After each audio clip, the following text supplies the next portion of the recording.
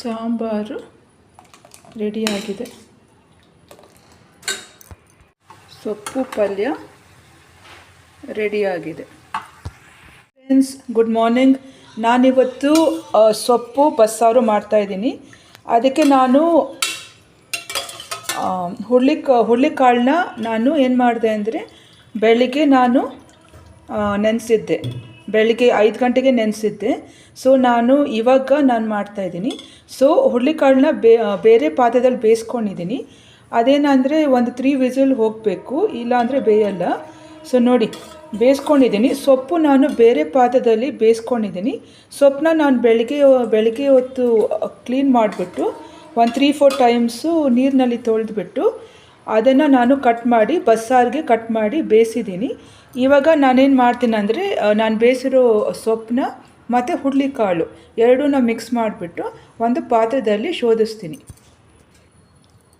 ನೋಡಿ, ಸೊಪ್ಪನ್ನ ಬೇಯಿಸ್ಕೊಂಡಿದ್ದೀನಿ. ಸೊಪ್ಪನ್ನ ಬೇಯುವಾಗ ನಾನು ಸ್ವಲ್ಪ ಉಪ್ಪು ಹಾಕಿದ್ದೀನಿ. ನೀರಷ್ಟು ಹಾಕಿಲ್ಲ, ಯಾಕಂದರೆ ನಾನು ಹುರುಳಿಕಾಳು ಬೇಯಿಸುವಾಗ ಸ್ವಲ್ಪ ನೀರು ಹಾಕಿದ್ದೀನಿ.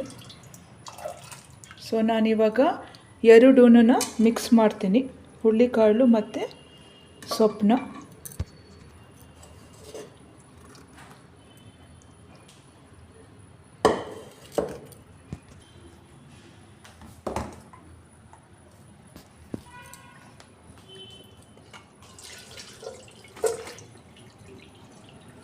ನೋಡಿ, ಸೊಪ್ಪನ್ನ ಹಾಕಿದ್ದೀನಿ.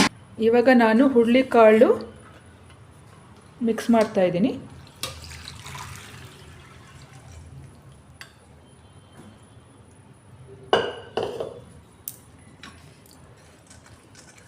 ಸೊ ಇದು ಸ್ವಲ್ಪ ಡ್ರೈ ಆಗಲಿ, ಯಾಕಂದರೆ ತೇವ ಇದ್ದಾಗ ಮಾಡೋಕ್ಕಾಗಲ್ಲ. ಸೊ ನಾನಿವಾಗ ಹುರುಳಿಕಾಳು ಸೊಪ್ಪು ಬಸ್ಸಾರು ಮಾಡ್ತಾಯಿದ್ದೀನಿ. ಸೊ ನಾನು ಬಗ್ಗಿಸ್ಕೊಂಡಿದ್ದೀನಿ, ನೀರು ಬೇರೆ ಮಾಡಿದ್ದೀನಿ ಮತ್ತು ಸೊಪ್ಪು ಬೇರೆ ಆಗಿದೆ. ಸೊ ನಾನಿದು ಡ್ರೈ ಆಗೋವರೆಗೂ ನಾನು ಸ್ವಲ್ಪ ಹೊತ್ತು ಬಿಡ್ತೀನಿ. ಆಮೇಲೆ ನಾನು ಇದು ಮಸಾಲೆ ಮಾಡ್ಕೊಳ್ತೀನಿ. ಮಸಾಲೆಗೆ ನಾನು ಕೊಬ್ಬರಿ ಮತ್ತು ಹುಣಸೆಹಣ್ಣು ಟೊಮ್ಯಾಟೊ ಎರಡೂ ಹಾಕ್ಕೊಳ್ತಾ ಇದ್ದೀನಿ. ಆಮೇಲೆ ಅದಕ್ಕೆ ಅರ್ಶಿನದ ಪುಡಿ, ಖಾರದ ಪುಡಿ, ಆಮೇಲೆ ಇದು ಸಾಂಬಾರು ಪುಡಿ ಹಾಕ್ಕೊಳ್ತಾ ಇದ್ದೀನಿ ಮಸಾಲೆಗೆ. ಆಮೇಲೆ ಸ್ವಲ್ಪ ಸೊಪ್ಪು, ಹುರುಳಿಕಾಳು ಹಾಕ್ಕೊಂಡು ನಾನು ಮಾಡ್ತೀನಿ. ಸೊ ಇವಾಗ ನಾನು ಹುರುಳಿಕಾಳು ಸೊಪ್ಪನ್ನ ಸ್ವಲ್ಪ ಡ್ರೈ ಆಗೋದಕ್ಕೆ ಬಿಡ್ತೀನಿ. ಒಂದು ಅರ್ಧ ಗಂಟೆ ಆಗುತ್ತೆ, ಯಾಕಂದರೆ ಮಧ್ಯಾಹ್ನಕ್ಕೆ ಬೇಕು. ಸೊ ನಾನು ಅರ್ಧ ಗಂಟೆ ಆದಮೇಲೆ ಬಂದು ಸಾಂಬಾರು ಮಾಡ್ತಾಯಿದ್ದೀನಿ. ಸೊ ನೋಡಿ, ಹುರುಳಿಕಾಳು ಬೆಂದಿದೆ. ಸೊ ಇದನ್ನು ನೀವು ಏನು ಮಾಡಬೇಕಂದ್ರೆ, ಬೇಕಾದರೆ ಬೆಳಗ್ಗೆನೂ ನೆನೆಸ್ಬೋದು. 5 ಗಂಟೆಗೆ ಎದ್ದುಬಿಟ್ಟು ನಾನು 5 ಗಂಟೆಗೆ ಎದ್ಬಿಟ್ಟು ನೆನೆಸ್ಬಿಟ್ಟು ನಾನು 9 ಗಂಟೆ ಹಂಗೆ ನಾನು ಬೇಯಿಸಿದ್ದೀನಿ. ಸೊ 4 ಅವರ್ಸ್ ಆಯಿತು.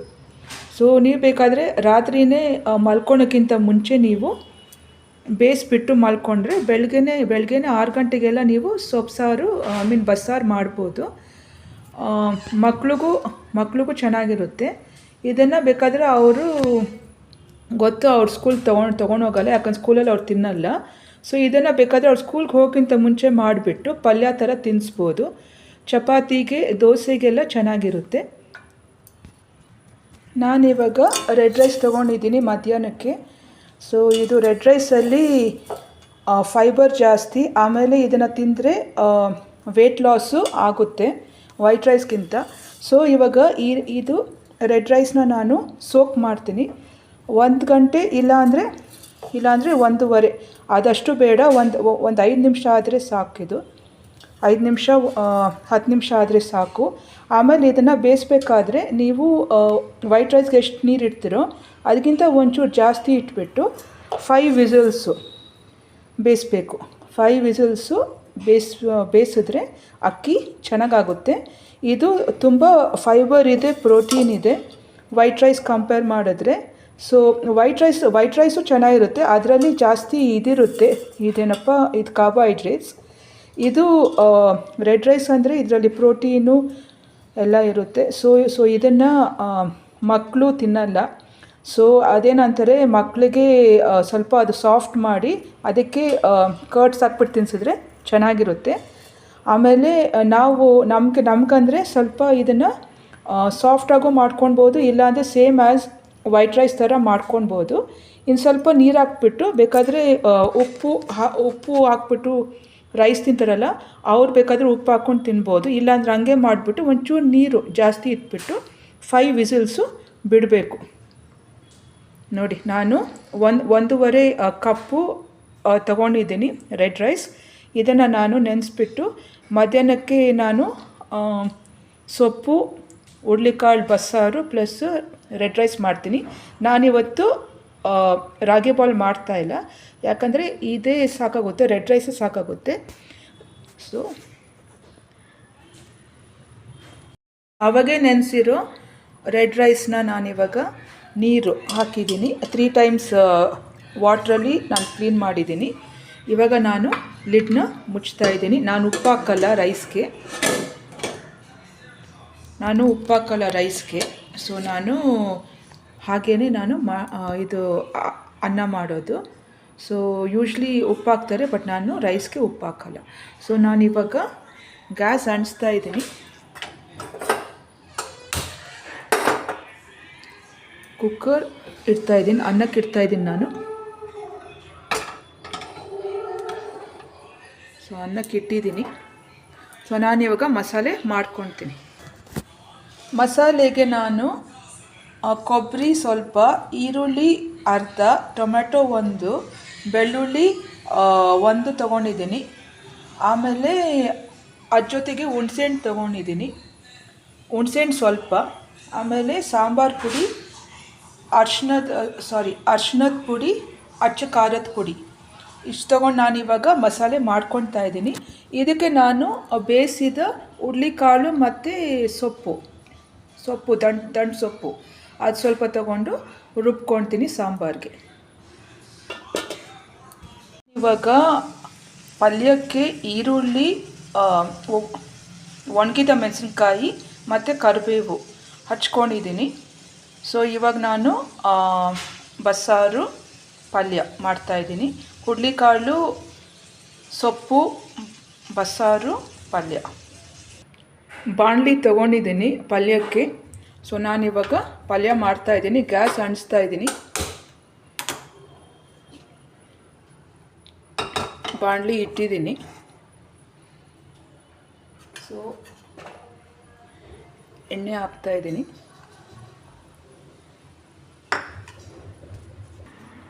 ಸಾಸಿವೆ ಹಾಕ್ತಾಯಿದ್ದೀನಿ.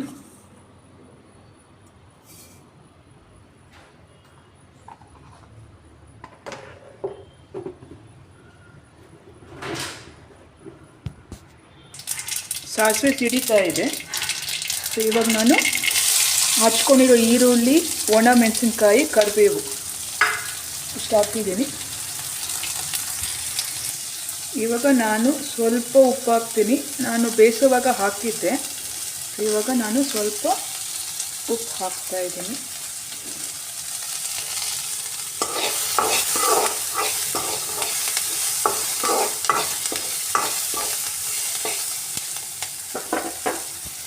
ಇವಾಗ ಸೊಪ್ಪು ಹಾಕ್ತಾಯಿದ್ದೀನಿ.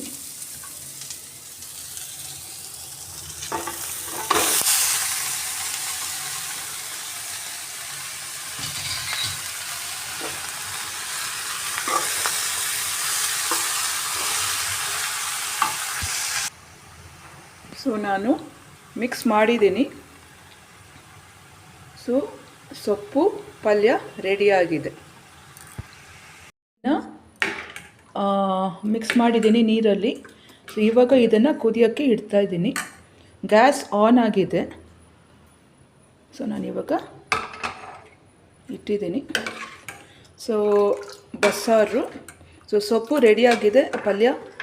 ಸೊ ಇವಾಗ ಸಾಂಬಾರು ರೆಡಿ ಮಾಡ್ತಾಯಿದ್ದೀನಿ. ಸೊ ನನಗೆ ಸ್ವಲ್ಪ ಖಾರ ಇರಬೇಕು, ಬಸ್ಸಾರು ಖಾರ ಇದ್ದರೆ ಚೆನ್ನಾಗಿರುತ್ತೆ. ಸೊ ನಾನು ಒಂಚೂರು ಜಾಸ್ತಿ ರುಬ್ಬುವಾಗ ಖಾರದ ಪುಡಿ ಹಾಕ್ಕೊಂಡಿದ್ದೀನಿ. ನಮ್ಮ ಕಡೆ ಎಲ್ಲ ಸಾಂಬಾರು ಪುಡಿಗೆ ಖಾರದ ಪುಡಿ ಹಾಕಿನೇ ಮಾಡೋದು. ಇದು ಸಾಂಬಾರು ಪುಡಿ ಖಾರ ಇದೆ, ಅಷ್ಟೊಂದಿಲ್ಲ. ಬಟ್ ನಾನಿವಾಗ ಖಾರದ ಪುಡಿ ಸ್ವಲ್ಪ ಜಾಸ್ತಿನೇ ಹಾಕ್ಕೊಂಡಿದ್ದೀನಿ. ಇವಾಗ ನಾನು ಇದಕ್ಕೆ ಒಂಚೂರು ಉಪ್ಪು ಹಾಕ್ತೀನಿ. ಟೇಸ್ಟ್ ಮಾಡಿದೆ, ಸ್ವಲ್ಪ ಉಪ್ಪು ಕಮ್ಮಿ ಇದೆ. ಸೊ ನಾನು ಸ್ವಲ್ಪ ಉಪ್ಪು ಹಾಕಿದ್ದೀನಿ. ಸೊ ಇದಕ್ಕೆ ಒಗ್ಗರಣೆ ಹಾಕಿದ್ರೆ ನಮ್ಮದು ಮಧ್ಯಾಹ್ನದ ಅಡುಗೆ ರೆಡಿಯಾಗುತ್ತೆ. ಸೊಪ್ಪು ಪಲ್ಯ, ಬಸ್ಸಾರು, ರೆಡ್ ರೈಸ್. ರೆಡ್ ರೈಸ್ ಮಾಡಿದ್ರೆ ಮುದ್ದೆ ಮಾಡೋ ಅವಶ್ಯಕತೆ ಇಲ್ಲ. ರೆಡ್ ರೈಸು ಮುದ್ದೆ ಒಂದೇ. ಮುದ್ದೆ ಅಷ್ಟೇ ಹೆಲ್ದಿನೂ ರೆಡ್ ರೈಸೇ. ಸೊ ರೆಡ್ ರೈಸ್ ಮಾಡಿದ್ರೆ ನಾನು ಮುದ್ದೆ ಮಾಡಲ್ಲ. ಸೊ ನಾನು ಮುದ್ದೆ ಮಾಡಬೇಕಂದ್ರೆ ರೆಡ್ ರೈಸ್ ನಾನು ಮಾಡಲ್ಲ. ಸೊ ಸಾಂಬಾರು ಇವಾಗ ಇಟ್ಟಿದ್ದೀನಿ, ಗ್ಯಾಸ್ ಮೇಲೆ ಕುದಿಬೇಕು. ಸಾಂಬಾರು ಕುದೀತಾ ಇದೆ. ನನಗೆ ಜಾಸ್ತಿ ನೀರಿದ್ದರೆ ನೀರು ಸಾಂಬಾರು ಇಷ್ಟ ಆಗಲ್ಲ. ಒಂಚೂರು ಇದಾಗಬೇಕು, ಗಟ್ಟಿನೂ ಬೇಡ ನೀರು ಬೇಡ, ಮಧ್ಯ ಸ್ವಲ್ಪ ಗ್ರೇವಿ ಥರ ಇದ್ದರೆ ಚೆನ್ನಾಗಿರುತ್ತೆ. ನೋಡಿ, ಇನ್ನು ಸ್ವಲ್ಪ ಕುದಿಬೇಕು.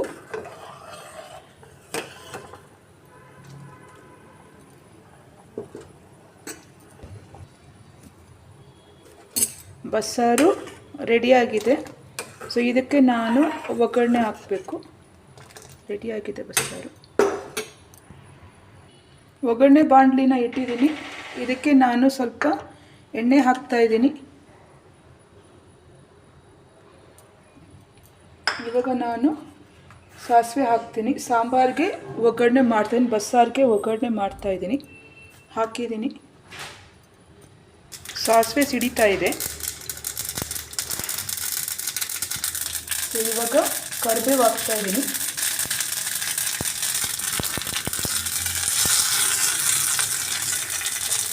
ಗ್ಯಾಸ್ ಆಫ್ ಮಾಡ್ತಾಯಿದ್ದೀನಿ. ಇವಾಗ ಇದನ್ನು ನಾನು ಸಾಂಬಾರಿಗೆ ಹಾಕ್ತಾಯಿದ್ದೀನಿ.